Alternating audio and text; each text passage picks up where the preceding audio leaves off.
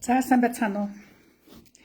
За энэ удаагийн лайвара тайдтай банкны тухай ярих нь хэцүүтэй байх гэж бодож байна. Дахиад банкны тухай ярьцгаая. Тэгээд банк тайд маань зээл хүсээд татгалцсан тохиолдлууд байгаа бах. Чи банкнд зээл хүссэн үү? Саяхан зээл хүссэн үү? Чамд татгалцсан хариу өгсөн үү? Эсвэл чамд зээл зөвшөөрөгдөд ороод ирсэн үү? За зээл бол янз бүрээр багштай тий. Том үйл хөдлөлтийн зээлж байж болно, зөвхөн хэрэглээний зээлж байж болно, тийм ээ. Эсвэл чи банкны зээл авахар сонирхож судалж байгаа болов.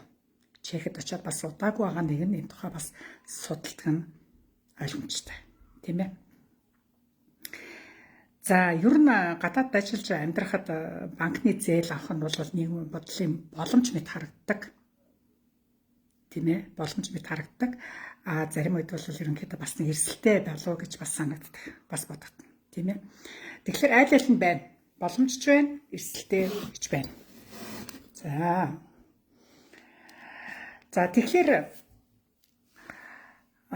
бидний гаргадаг нэг түгээмэл 5 алдаа. Хамгийн эхлээд гаргадаг түгээмэл 5 алдааны тухай. За банкны зээлийн тухай ярьж байна. Орж иж байгаа хүмүүстэй сонирхуулахад. За кредит хистори. За кредит хистори гэж хардаг. Зээл авах болгонд банкуд заавал үнийг харж идэг. За энэ дэр яадгийн гэхээр үл томсролсон маш том алдаа гаргадаг бид нар. Кредит хистори гэж. За энэ нь юу юм? Зарим нь бол яг мэдхээсээ болоод мэддэг хэрнээ, зарим нь мэддэг хэрнээ хийдэггүй, зарим нь бол огтын тухай сонсоогүй байж болно. Тийм ээ. За энэ дэр нь болохоор нөгөө утасны төлбөр, цахилгааны төлбөр, интернетийн төлбөр эдрэгээ та нар төлөлт хийхдээ дандаа хугацаа хоцрогсон нөхцлүүд гардаг.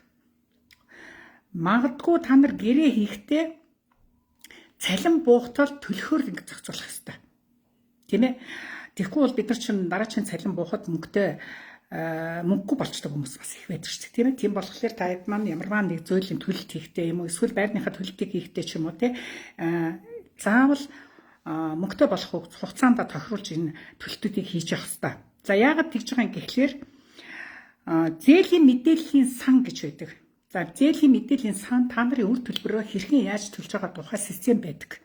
Эний чинь болохоор банкуд чинь шууд орж үзээд за энэ бол БРКИ, НРКИ, Солус гэх мэтлэн одоо ийм мэдээллийн сангууд байдаг. Та нарын үр зээлийн төлөлтийн хоцроосон, бүр төлхөө болсон, хайсан бүх мэдээлүүд тэнд байгаа. Тэгэхээр энэ дээр та сөрөг мэдээлэл тэмдэглүүлсэн л бол таны банкны зээл гарахгүй байх магадлал маш өндөр. За тэгэхээр та нар кредит хистори гэдэг дээрээ маш амжилттай байхын тулд бүх төлөлтөн дээрээ аюул сайн анхаарах ёстой. Дахин хэлэхэд утасны төлбөр, захилгааны төлбөр, тийм ээ, интернетийн төлбөр, янз бүрийн утасны сим хөдөлж авсан бол тэд чинь бүгдээрээ нөгөө нэг сануулга ирсэн захианууд эдэр байдаг шүү дээ. За та дараа төлөлт гаргасан оператор жишээлбэл O2 ч юм уу, Vodafone ч юм уу одоо тийм төлбөрүүдтэй байж байгаа тэрийг хугацаанд төлөхгүй бол чинь та тэгэл хар даасан орж ийна л гэсэн үг шүү дээ. Тийм байж дараагийн банкны том зээлэнд авах гэхэл тэр чинь та нарт асар том лай болдог. Садаа бол чөдөр болдог. За дараагийн асуудал ерөнхийдөө бол зээл авахаас өмнө хэрвээ тиймэрхүү тооцоо байгаа бол та заавал тэр кредит янз бүрийн жижиг сажиг зүйлүүдээ 6 сарын өмнө бүх өрөө тооцоогоо хугацаанд төлсөн байх ёстой. Ер нь бол хугацаанд төлж одоо хэвших хэрэгтэй. Яаж мэдхүү эхний жил зээл аваагүй ч гэсэн банк руу гүйгээгүй ч гэсэн хоёр дахь жилээ та банк руу гүйгээд эхлэх юм бол танд ийм кредит янз бүрийн жижиг сажиг юмнуудын одоо иргэний үүргийн биелэлтүүд чинь те гасар руу ороод эсвэл хугацаа хоцросны ийм түүхтэй байх юм бол энэ та нарт том сад болтгоо л гэсэн үг. Ойлгомжтой тийм ээ. За албан ёсны орлого банк юу хардгийг? Албан ёсны орлого буюу цалин болсон хар орлогын зөрүүг манайхан мэддэггүй. За энэ юу гэсэн үг вэ гэхээр яг гар дээр авдаг банк цалин дээрээ үндэслэж их хэмжээний зээл хүсэх явдал байдаг. За мэдээч би яг тэгтэл банк зөвхөн цагаан гэж хэлэгдэх буюу цэвэр орлогыг л харж даатгал төлөгдөж буй цалинг л тооцдог гэсэн үг. За энэ бол нэлээдгүй одоо манай юуныханд хамааралтай. Да ялангуяа агентураар ажиллаж байгаа хүмүүст их хамааралтай тий. Яг цалин гүйцэд одоо жишээлбэл нэг 25 юм уу 45 мянган орны цалин авдаг байхад талын бичигдэхгүй ороод ирдэг шүү дээ тий. Тэгэхээр энэ дэр чинь болохоор яахрахгүй л яг улсад татвар төлсөн, улсад даатгал төлсөн тэр нөгөө нэг цалингаас л банк зээл олгох боломжийг судалдаг л гэсэн үг. Ойлгомжтой тий. За олон жижиг зээл. За зээлийн карттай байх бол лизингээр одоо жишээлбэл та утас авсан юм уу эсвэл ямар нэг машины лизингээр авсан байх юм бол тэгээд заримдаа янз бүрийн одоо нэг 50 мянган орны кредит карт драваал те банкнаас те тэрийг ашиглаж мэддэггүй хүүн яаж үйдгийг буцааж яа төлдгийн цаа учрын олохгүй ийм итийн кредит картуудыг аль болохоор байхгүй болох хэрэгтэй. Энэ яадгүй гэхэлэр эдгээр ийм лизингээр авсан, кредит картаар авсан мөнгөн дүн эдэр бол тооцоо дутаа хийдэг, мөн л ялгаагүй хоцрогдолтой байдаг эдэр байх юм бол зээл авах боломжит дүнг асар их бууруулдаг. Ойлгомжтой тий? Асар их бууруулдаг юм шүү. Тэдгээр одоо ийм янз бүрийн ашиглаагүй картууд байх юм бол банкн дээр очиж шууд хаалгараа. Тий. Та нэгэн том юм зорж байгаа бол энэ жижиг сажиг ийм саттай юмнуудыг бүгдийг цэвэрлээрэй гэсэн үг. Цэвэрлэхдээ та нарт биелж чинь 6 сарын өмнө бүр цэвэрлж эхлэх хэрэгтэй шүү. Том тэгэхээр юу гэж зөвлөж юм гэхээр том зээл авахаас өмнө одоо янз бүрийн ашиглахдаггүй да ялангуяа картууд байгаа бол тэднийг бүгдийг тухайн банкн дээр хаалгараа гэсэн үг. Тэр өөр зээл байдаг юм бол тэргийн төлөөд хаалгачих. Тийм ээ? Эсвэл яг лизингээр утас эдэр авсан байх юм бол тэрнийх нь болж өгвөл бүх мөнгөний төлөөд тэр карт хаалга, лизингээ хаалга. Бас л чөдөр тушаа болдгийн нэг том шалтгаан шүү. За бидний гол анхаарах юм ерөөсөө бид нар гадаад улсууд Чехэд амьдарч байгаа учраас юу вэ? Визний хугацаа ба төрөл. За би энэ дэр нэг юм хаахгүй бол. За энэ дэр яадгүй гэхээр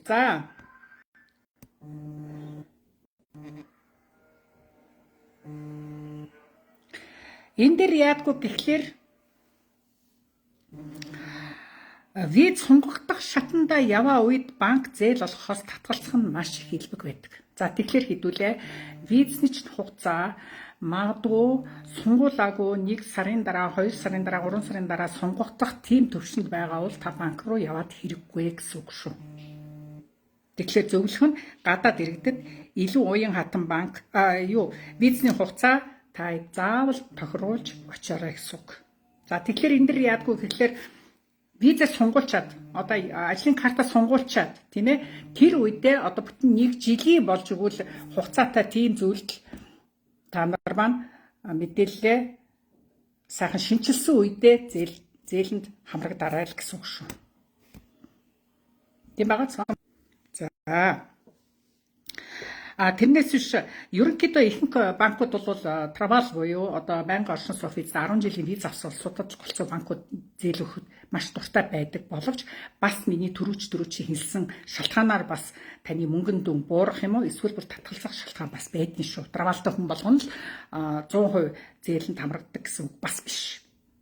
Тийм ээ? Хэрвээ урдан зээл авчихсан бол тэрний төлөлтийн бас график бас сахилгатыг бас шалгана. За энэ хүн яг хугацаанд төлж байсан байна уу, үгүй байна уу гэдгийг чинь найдвартай шалгадаг л гэсэн үг. За энэ дээр би юг зөвлөх үг гэхэлэр анханасаа Чехэд очиж байгаа хүмүүс буюу Европод очиж байгаа монголчууд маань гадаад иргэдэд маш уян хатан нөхцлөөр зээл олгох боломжтой банкуудыг судалж иж тэр банкнд данс нийлгэсэн зүйтэй байдаг. Хүний амьдрал болсон хойно магадгүй та тэндээ удаан оршин суух одоо шийдвэрээ гаргасан болвол зөх хэмжээний бас боломжийн уян хатан гадаад иргэдтэй хэрхэн яаж харцдаг банкыг л судалж одоо хуучин олон жил болсон хүмүүсээс нь судлах онлайнаар асуух чат GPT-гээс асуух ч юм уу тэр байдлаар судалгаа хийж та тэр банкнд данс нийлгэсэн танд үлцэгтэй байх болно. Харамсалтай байхгүй ер нь нэг 10 жил нэг банкнд одоо жишээлбэл данс нийлгээл бүх орлого зарлагааны ингээл тухайн банк аюу ашигтай гараад та данс нийлгээд ингээ ашлаад таны цалин аюу сайн байсан бол тэгэл нэг ипотекийн зээлэнд хамрагдах гэхлээр гадаад хүмүүст өгөхгүй та 10 жилийн виз авсны дараа л танд өгнө гिचх юм бол харамсалтай байхгүй тийм ээ. Хэрэглээний зээлж гаргахгүй шүү дээ. Тийм банкуд бол тийм биз дээ. За бүх өндгөө нэг савсанд битгий хийгээрэй гэдэгтэй адилхан ер нь зөвхөн нэг банкнаас зээл авах одоо зөвхөн харилцагч банкнасаа л зээл гарах уугүй юу гэдээ асуугаад орчихдог. За энэ дэр чинь юуг зөвлөх вэ гэхээр ямар ч оронд ер нь санхүүгийн зөвлөхүүд гэж байдаг. Финансны працаа гэж байдаг одоо чихэр бол. За тэднээс та нар да ялангуяа үйл хөдлөл хөрөнгийн зээл авах гэж байгаа бол ипотекийн урт удаан олон жилийн зээл авах гэж байгаа бол заавал тэр финансны працаа буюу ямар нэг брокерийн бүст хандаж өөрийн гэсэн зөвлөгтэй болох хэрэгтэй. За Монгол хүн байгаа бол Монгол хүнээсээ. Гэхдээ тэр хүн нь маш туршлагатай яг өөрийнхөө одоо үйлдэлээрээ өөрөө байр авсан ч юм уу те их зөв зүйтэй мэдээлэл өгөх чадвар чадвартай ийм финансны працаатай байхад ер нь их зүгээр шүү. Хүний нутагт байх тусам хуулийн зөвлөгөө өгчөөр санхүүгийн зөвлөгөө өгчөөр нэг тийм үнэхээр түшигтэй хүнийг наалахад их зүгээр шүү яг үндэлэхэд. Яг ижилхэн нүд ам нь чихэн бөглөөс нь гараагүй нүд нь сайн нээгдээгүй ийм хүмүүсээс зөвлөгөө авахгүй. Тэгэхээр ийм финансны працууд бол бүх банкуудыг харьцуулаад за хамгийн багадаа 4 банкаар харьцуулаад за энэ банкнд хүүн бага юм байна, шимтгэл нь бага юм байна, татвар нь бага юм байна, даатгал нь тийм үнээр даатгуулах юм байна гэсэн тэр харьцуултыг танд хийж өгсөний дараа та аль банкнд хандхаа шийдвэрээ гаргана. Тэр банкнаас та шийдвэрээ гаргахад таны өөр банкнд данстай байсан хамаагүй шүү. Банк хооронд чехэд лав данс бол шилжих бүрэн боломжтой үлдэхлээрээ. За энэ тухай та нар банкны зөвлөхүүдээс асуугаарай.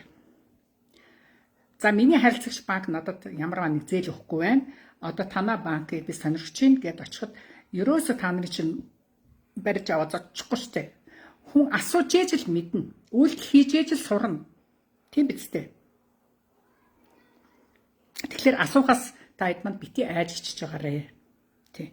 Асуухгүй байж за асуучих юм бол тэнийг юм шиг байдалд орчихно гэдэг жижиг зовсоор адил буруу шийдвэр гаргадаг нөхцлүүд байдаг шүү.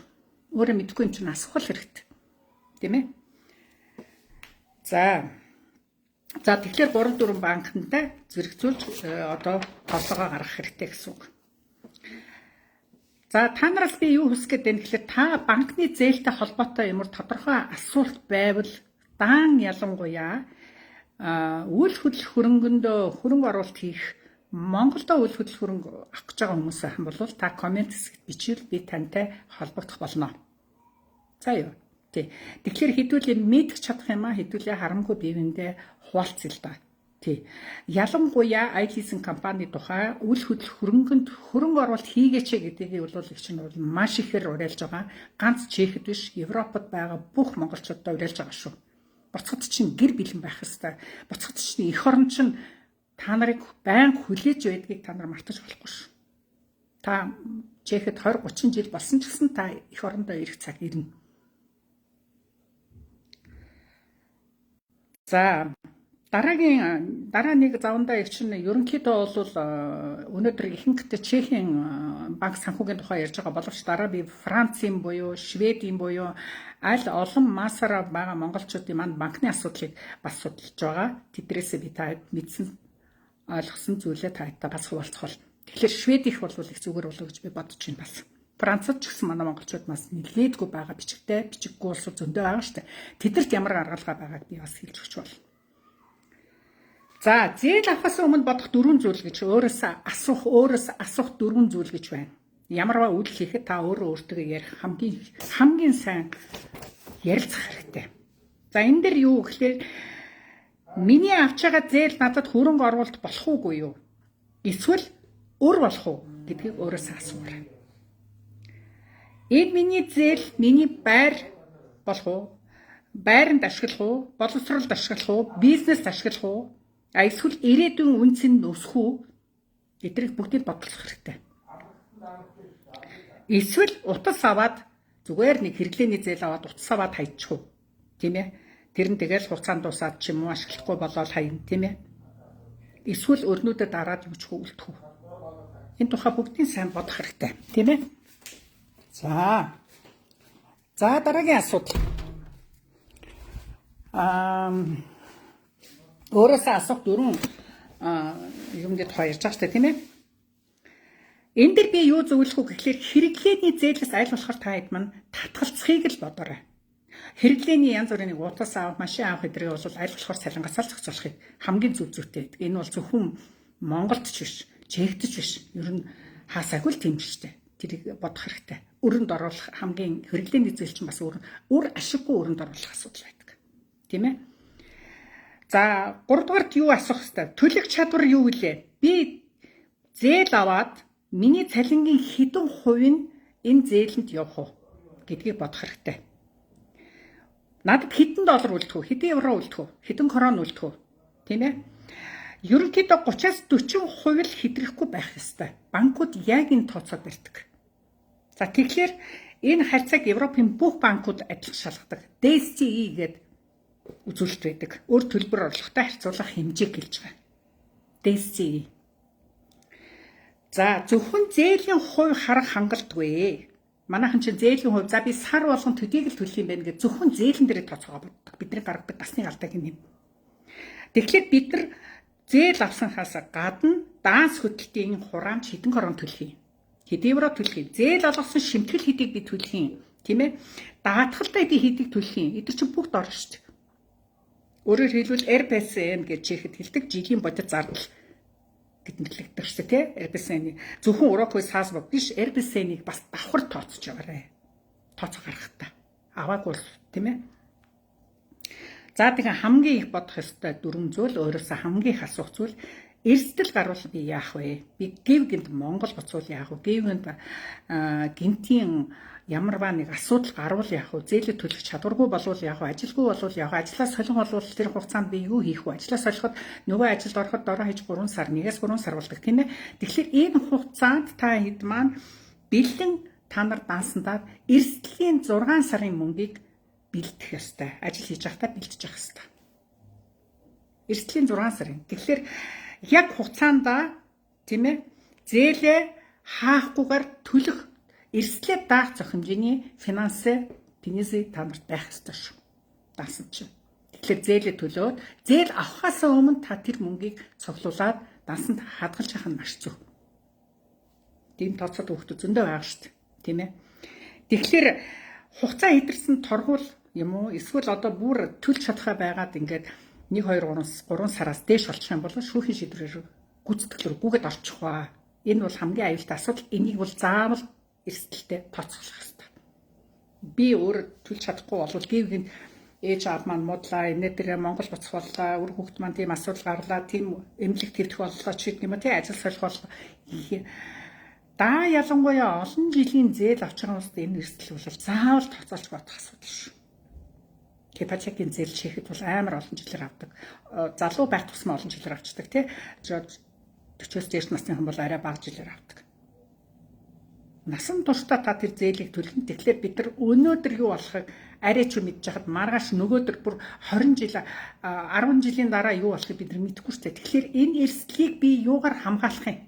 Давхар даатгал хийх үү яах вэ? Энэ болгоныгоо та нар банкныхаа зээл хэрэглэгчтэй би ярих хэрэгтэй юм байна. Зээл авахаас өмнө энийг өөрөөсөө асууж тухайн зөвлөгөө өгөх хүмүүстэйгээ сайн ярилцах асуудал шүү.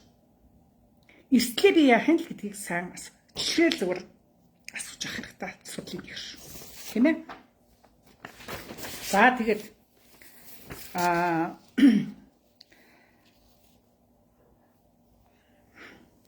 валютын ханшийг заавал бодох хэрэгтэй. За ялангуяа Европт байгаа улсууд бол евроны ханш тийм ээ. За хэрэглээний жижиг зээлэнд бол яг корон бол хэлбэлцэх нь тун гайгүй. Инфляцаас шалтгаалаад магадгүй таны ипотекийн зээлийн хүү өсөх бас магадлал бас байна. Валютын ханшны нэмэгдэлийг бас төлөлтийг хийхэд эрсдэлтэй зүйлийн нэг. Нэмэгдэх магадлал өндөртэй гэсэн үг. За бас эрсдлүүдийн нэгт бол давхар зардал. За гэрлүүгээ мөнгө явуулах болон бусад үр зээлүүдийг та нар ерөөсөө энийг бол ерөөсөө маш хатуу өөрөө өөртөө үүрэг даалгавар өгөх хэрэгтэй. За би хэрэглээний 3 жилийн 4 жилийн зээл авсан байгаа. За би юуны үйл хөдөлгөөрөнгө авах одоо жишээлбэл 3 4 жилийн аягүй том зорилго тавьсан байгаа.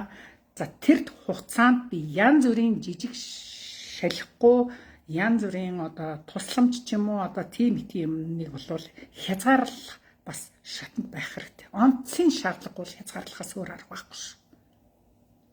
Та харитагийн байгууллага биш шүү. Тэгэхээр өөрөө эхлээд хөлдрөө тогтож ядаж нэг хөрөнгө оруулалт авсны дараа окей, пожалуйста, бусдад туслаад яв. Тийм ээ? Жижиг сажиг өр зээлийг бол бүгдийг дарчхаад та магадгүй сараад нэг 5,000 төгрөгийн өртөө болдог жишээлбэл 2,000 төгрөгийн өртөө короны тий. За тэрэнд нэг 1,000 евроны өртөө тэдрийгээ дарчаад тэгжээж том зээл рүү ороорой. Тэд нар чинь та нарт зөвхөн үнэхээр лай болно шүү. Зээлээ төлөөд ирэхлээр танд нөгөө үлдэгдэл маш багасаад ирнэ шүү дээ, угаасаа ойлгомжтой. Тэгэхээр цаана дахиад баахан жижиг сажиг юм ингээл төлөх тийм асуудлуудыг хийхгүй байх талаас нь анханасаа бэлтгэл ажилдаа орно л гэсэн. Тийм багц. Сэтгэл зүйн дарамтгүй байхын тулд гадаадд байгаа гэдэл хувь хүмүүсээс өөрсдөө хэд өндөр өрөнд оруулцдаг тэр асуудлыг зогсоох хэрэгтэй. Та ч хүн шүү дээ. Тийм ээ? Монголд ч бай, Солонгосч бай, Чехэд ч бай та бол ер нь цалиндаа хитрхи их найдаад тий хитрхи их өндөр зээл тавих бас эрсдэлтэй. Хит их найдвар байж болохгүй шүү. За тэгээд хамгийн ихний нэг янз бүрийн асуудал гарахад шантардаг. Сэтгэлээр ундаг. Яана бис амар их өрөнд орчлоо. Яана энэ банкны зээлийг би яана гэж одоо ингээл өөрийгөө ингээл унтраагаал одоо тий зовоогоол ингэж болохгүй шүү. Та сэтгэл зүйн бэлтгэлтэй банкнд зээл хийх гэж байгаа бол сэтгэл зүйн бэлтгэл өөрийгөө одоо бэлтгэх хэрэгтэй гэсэн үг.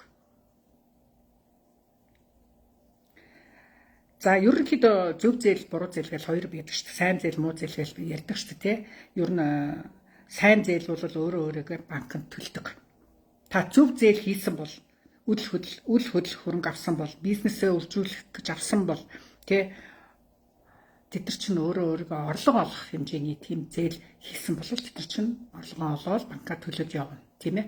Үнэхээр нэг нэр хүнд хөөсөн худалдаа авалт хийгээл эсвэл тансаг хэрэглээ хитрхи хөөгөөл машингээ хүнтэй машин цашин худалдаж аваад эсвэл баахан тооцоогоор дараа нь төлчихнөө яг цалин өндөр хэмжээндээ ингээл тиймэрхүү зээл авах юм бол энэ ч одоо муу зээл гэхээс өөр яахад дээ.